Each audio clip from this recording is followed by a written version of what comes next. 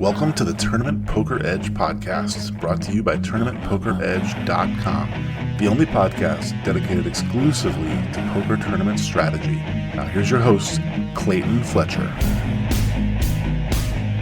Hello once again, everybody, and welcome to the Tournament Poker Edge podcast, sponsored by America's Cardroom, where right now you can receive a 100% first-time deposit bonus up to $2,000 using the promo code TPE.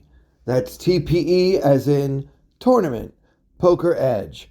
I'm your host, Clayton Fletcher, right here in New York City.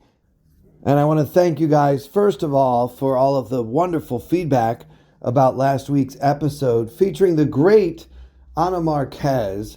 Ana was a very, very strong first-time guest. She had some excellent insight for us as far as when to deviate from the GTO recommended strategy. She also told me about a program I'd never heard of before called GTO Wizard that I am going to have to check out because it's so funny the way this happens. I'm sure this happens to you guys too.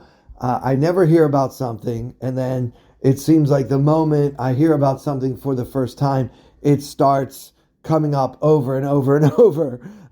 It turns out my dear friend Andrew Brokus and his excellent podcast, Thinking Poker, have been sponsored by this GTO Wizard operation for some time now, which really just proves how far behind on the Thinking Poker podcast I am.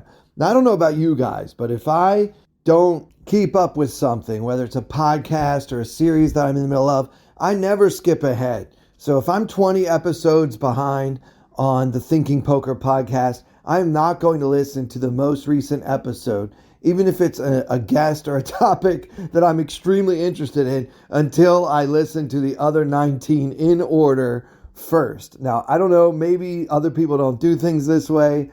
I will never, ever skip ahead in anything. So I'm way behind on so many podcasts that I'm a fan of and so many TV series and other things that I'm supposed to be keeping up with, mostly because the last month or two I have been absolutely swamped with work. I've been working very hard on, the sponsorship deal with America's Cardroom. First of all, that's taken up a lot of my time.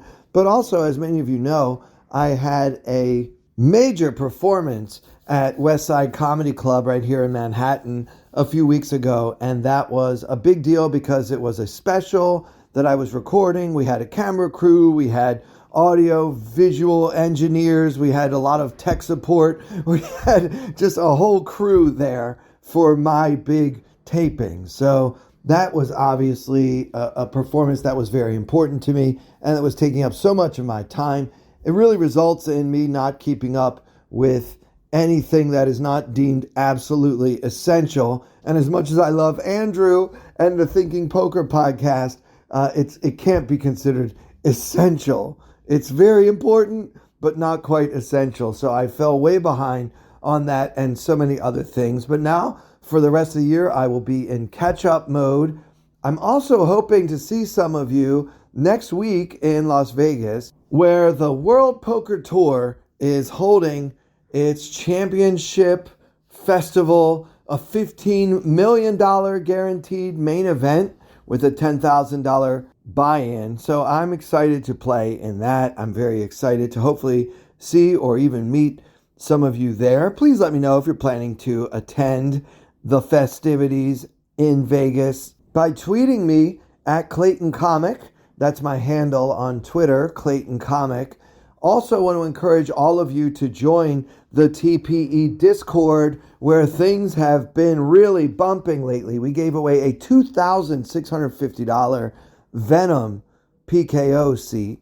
That was exciting. We also have given away 5 different $16 tournament tickets for ACR. Also a $215 tournament ticket. All of this just exclusively for the members of the TPE Discord. Now, if you're not yet on that Discord or you don't know what a Discord is, just click the link in the description to this podcast and you will become instantly edified. So yeah, I do hope to see some of you in Vegas. I'm looking forward to closing out the year strong. As most of you will probably remember, I did not have a great World Series of Poker. That's an understatement. I had a terrible World Series of Poker, playing some 30-odd events and only cashing twice, and each cash was very small. So yeah, I'm ready to get back to Vegas now and redeem myself in a major way.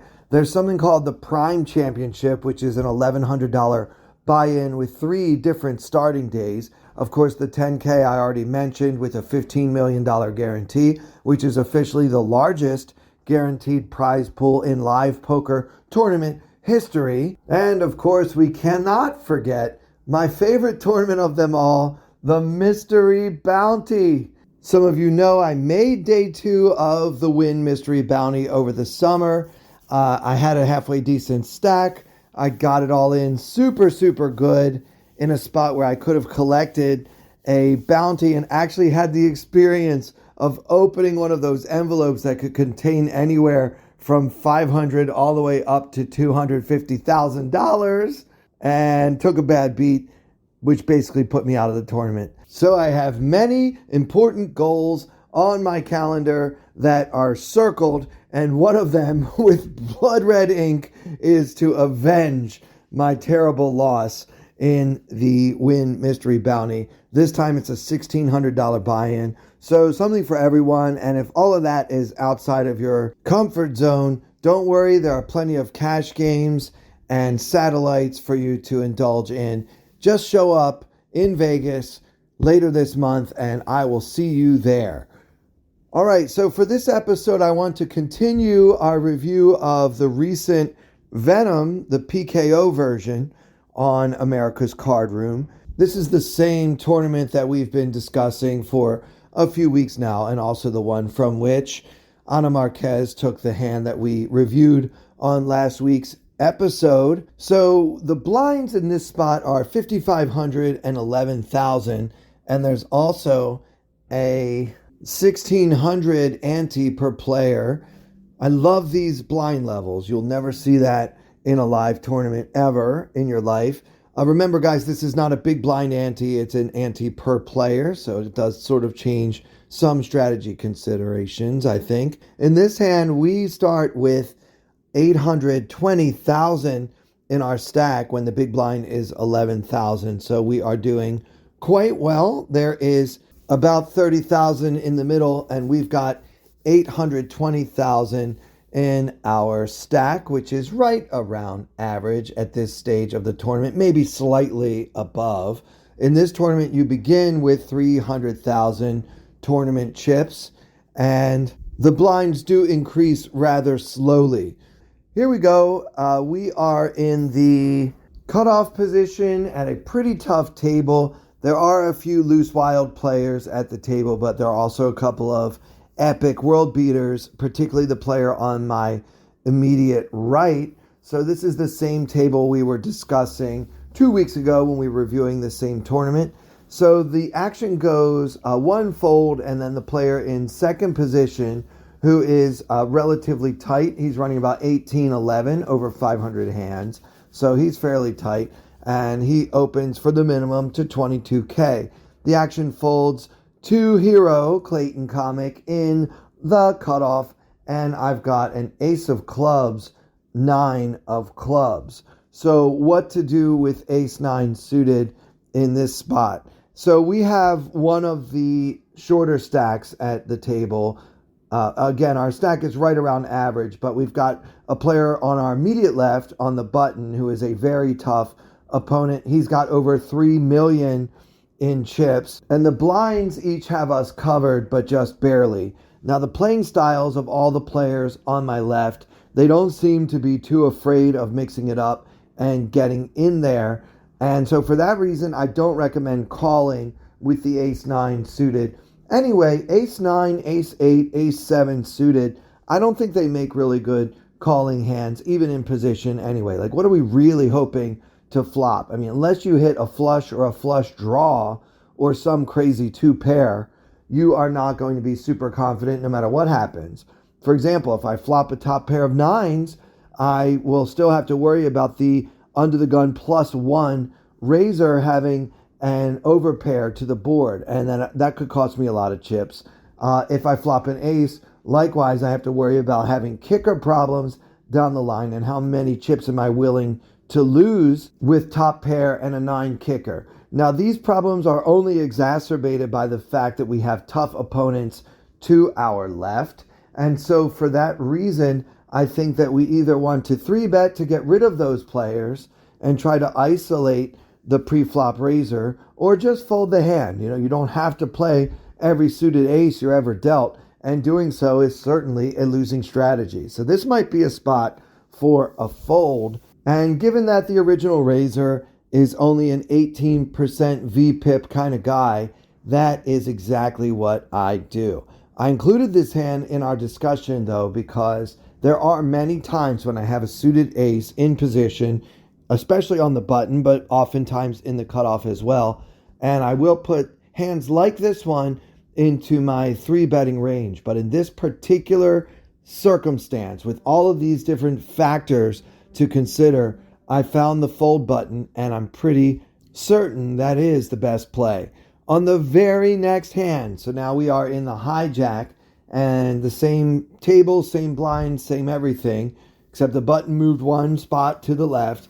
We now have pocket 3s in the hijack, and the action folds to me. So we're not folding this time, guys. We're going to enter this pot. I come in for a min raise. You can quibble with that if you want. I know a lot of players like to make it 2.1, 2.2 for whatever reason. I know that I've heard Carlos Welch talking about how many more folds you can get by just going slightly above the 2x big blind standard online sizing. So if you have some reason why you want to do that and you subscribe to that theory, I'm not going to quibble with that. I actually don't mind getting action. I mean, the goal here, especially with these deep stacks, remember we have about 73 big blinds here, so we're not really just trying to steal the blinds. I don't mind getting action. What we're really trying to do is get into a big pot with a set. So the first step to having a set is starting with a pair. So that's what we're doing here, and I really don't mind if I get a little bit of action. So the world beater on my left with 3 million in chips makes the call, as does the small blind, who is a very loose and moderately passive type, at least in the first 30 or 40 hands that we've noticed. And then the big blind, who is one of the tightest players at the table with only 14% VPIP, moves all in for 660,000 tournament betting units. Now this player has a $2,300 bounty. So we've got a real decision here. I mean, that's a lot of real American currency, 2,300 real dollars if I manage to bust this player. Certainly I can consider shoving behind him. I do sometimes see players just flat call in this spot, leaving themselves with just about 130,000 more behind. I think that's odd, but I get why they do it. There's not much difference between calling and shoving in terms of actual chip amounts. And for those who don't really play a lot of progressive knockout bounty type of tournaments, you might be thinking, Clayton, what are we even thinking about with just a pair of trays for 60 blinds? It seems crazy to even consider it. Well, number one, it's really about that bounty. He's got one of the biggest bounties on the table. Indeed, one of the biggest bounties in the tournament right now. There are a couple of bounties who are over 4,000. But yeah, he's got a very large bounty. Remember, the opening bounty, right when you buy into the tournament, your bounty is 625. So, he's got his all the way up close to the actual buy-in for the tournament. That means we have to at least consider calling. Also, what are his most likely holdings? I mean, would any players that you can name really play pocket aces or pocket kings this way? I don't think so. I mean, hands like that should make it like, I don't know, maybe like 150,000, trying to get a lot more chips in there. I mean, if he's playing a premium pocket pair this way, he is doing something unusual and pretty sneaky, knowing that players like me are going to put him on ace king, which is almost certainly what he has. It's really the only hand that makes any sense. Unless it's like pocket jacks. A lot of players don't know how to play pocket jacks, so they just figure I'll push and pray, knowing that if they get called, it's at best a coin flip and most likely aces or kings. Although as I say that, I realize I'm here considering making a call with pocket trays. So maybe in that case, this is a good move with any pair higher than threes, but he can't possibly know that that's all we're working with. I did eventually decide to fold, as did everyone else, so we'll never know exactly what this player had. But these are the kind of spots that are no-brainer folds in standard tournaments. But, for me, if I win a coin flip here and also collect that enormous bounty, I'll have a 2 times average stack and I'll have money in the bank. And that's really part of the strategy difference between a PKO and a standard tournament. I just think Trey's a little too weak, and also with 2 players yet to act behind me, either one of whom could be slow playing a hand much better than Trey's that is willing to call off for 60 big blinds before the flop. I do think that folding my pair of Treys in this situation is the best play, but it's a lot closer than many of you might think. Okay, let's move ahead. The very next hand. So here we go, 3 hands in a row.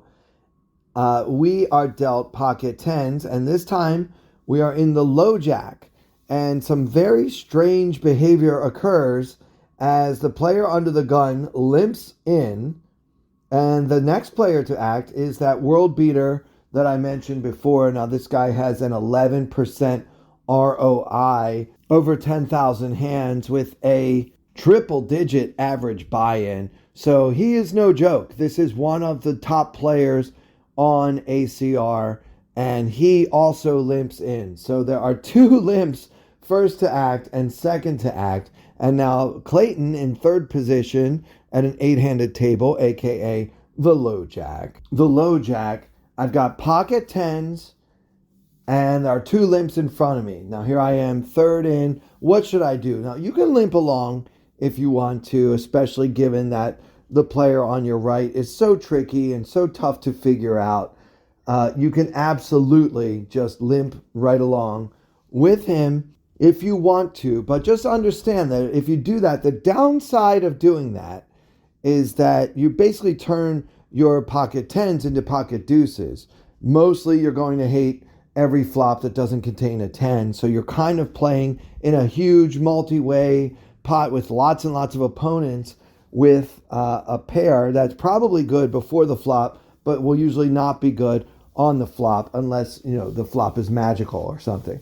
So that's the downside. Now the other side of the coin would be you keep the pot small and keep the amount of your stack that's already in the middle before the flop to a minimum. You can be cautious and preserve your average size stack for when you have a hand of which you can be more certain.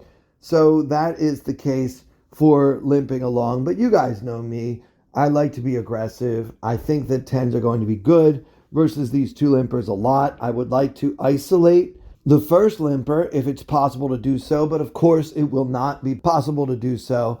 I am going to end up in a multi-way pot one way or the other. So I just want to kind of be the one in position with what's likely to be the best hand, even though one of my opponents has a substantial skill edge against me. So we make it 53K, and now the action folds all the way back to the original limper with over 1 million in chips, and he calls.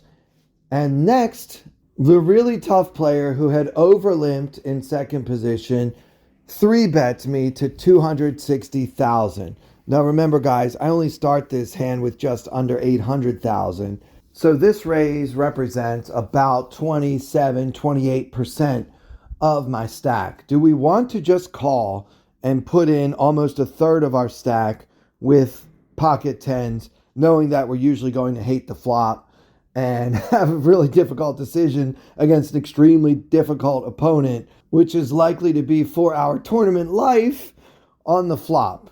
Also, calling might allow the original limper, who is a pretty loose player to begin with, to call. So then we'll end up playing an 800,000 plus chip pot in position versus two opponents with just pocket tens. So obviously what tough players do is put you to tough decisions. I mean, he's basically threatening my entire stack, leveraging the fact that he's only put in less than a third of my stack, but he knows and I know, and he knows that I know, he is actually threatening my entire stack with this raise. So because this opponent is capable of doing this with such a wide range of hands, it feels to me a little bit weak to fold, having raised after two limpers and then fold.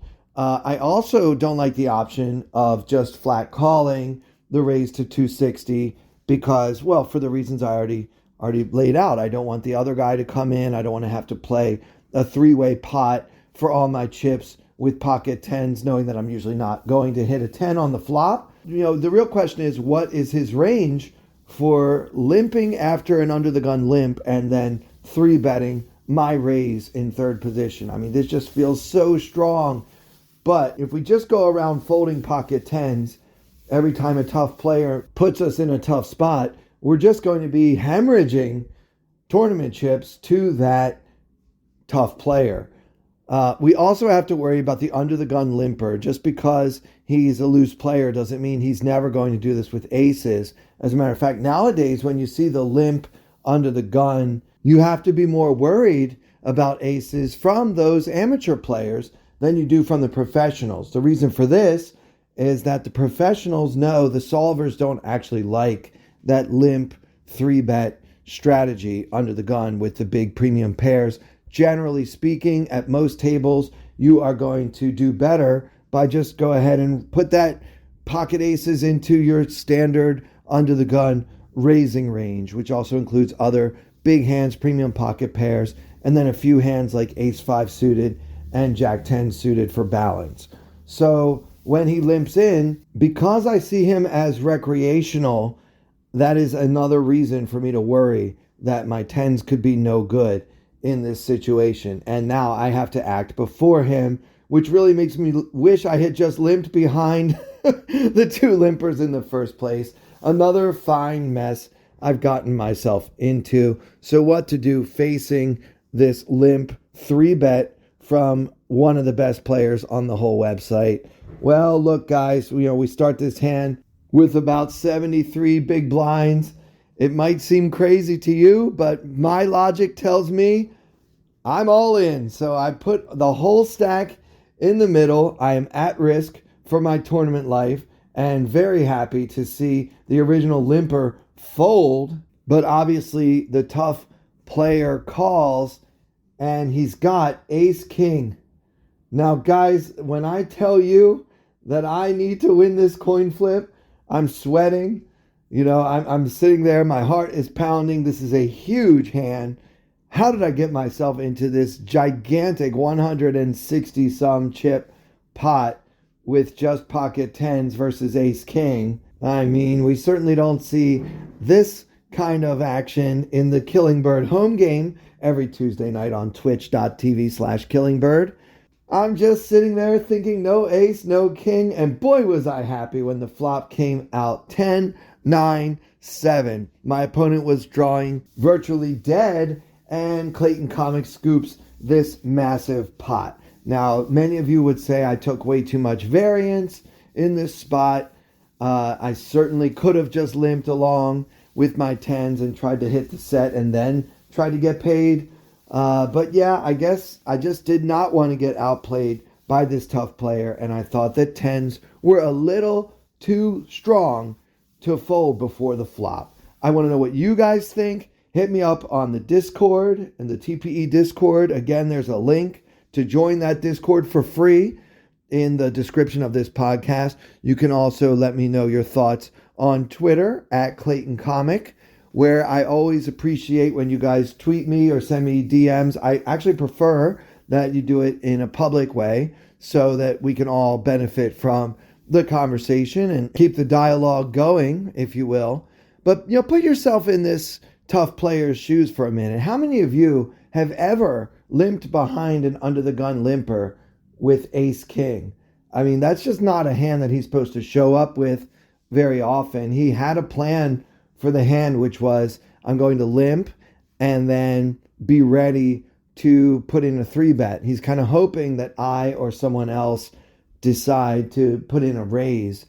And, his play is going to work quite a bit. When I have a hand like ace-jack or ace-queen, I'm just going to be in a terrible spot when the same action occurs, because I certainly want to raise with those hands as well, not want to see a multi-way flop against 7 or 8 opponents, right? So I'm going to want to raise to try to thin the field a little bit. And then he's going to put in that back raise, and I'm just going to, oh man, what am I supposed to do with ace-queen in that situation? I mean, if I got it all in with 10s, would I have also gotten it all in with ace-queen? I don't know. For 73 big blinds, maybe not, but I have to consider it, because by the same logic, we can't just let these excellent players bully us. We have to take a stand at some point, and what's the worst hand you would do it with?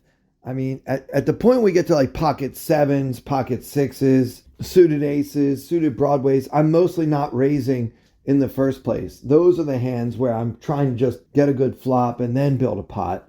But yeah, the bigger pairs like 9s, 10s, jacks, and up, he's just putting us in a really horrible spot.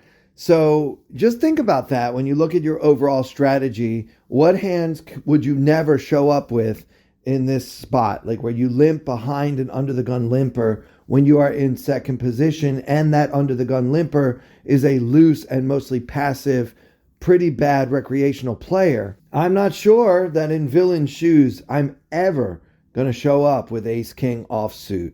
Anyway, he put me in a terrible spot, and I happened to win the coin flip this time, which kept me alive for the rest of day 1. So I can't wait to hear what you guys think about these hands today. And by the way, if you haven't yet subscribed to this podcast, one of the best things you can do for us, just to make sure that we always get credit for the downloads, even if you don't end up listening to it, just click subscribe on whatever podcast catcher you use, whether it's Apple Podcasts or Stitcher or Spotify or wherever else you might be listening. Please do click subscribe, because that actually helps us out quite a bit.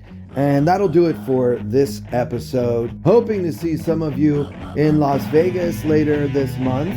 And with special thanks to our very generous sponsor, America's Cardroom, and for everyone here at Tournament Poker Edge, I'm Clayton Fletcher. Thank you so much for listening. I wanna hold them like they do in Texas plays. Fold them, let them hit me, raise it, baby, stay with me. Luck and intuition, play the cards with babes to start. And after she's been hooked, I'll play the one that's on her heart. Oh, whoa, whoa, whoa, whoa. I'll get her heart, show her what I got. Oh, whoa, whoa, whoa, whoa. I'll get her heart, show her what I got. Can't read mine, no she can't read a mile. Hold the face, she's got to love nobody. Can't read mine, no she can't read a mile. Hold the face, she's got to love nobody. Poker face, poker face. Poker face, poker face. I wanna roll with her, a hard pair we will be. While little gambling is fun when you're with me. Russian roulette is not the same without a gun. And baby, when it's love, it's not rough, it isn't fun. Oh, whoa.